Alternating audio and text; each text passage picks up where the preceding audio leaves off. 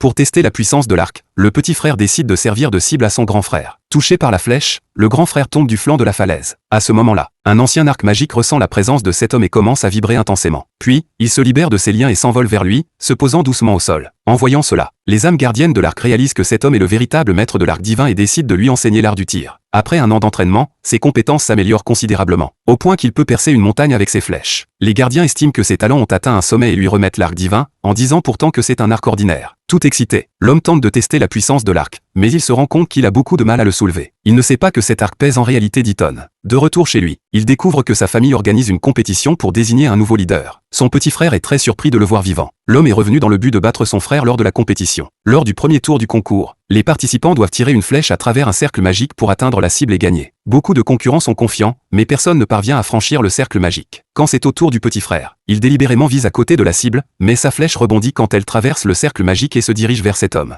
Heureusement, il réagit rapidement et n'est pas blessé. Ensuite, le petit frère tire une deuxième flèche. Mais à cause de la puissance du cercle magique, elle ne peut pas franchir la dernière barrière. Quand c'est au tour de cet homme de tirer, il utilise ses mains et ses pieds pour bander l'arc divin. Au moment où il lâche sa flèche, tout change. Instantanément, une flèche immense tombe du ciel et traverse le cercle magique. Sous cette pression, tout le monde commence à reculer. À ce moment-là, le juge réalise que la force de cet homme dépasse celle de tous les autres concurrents.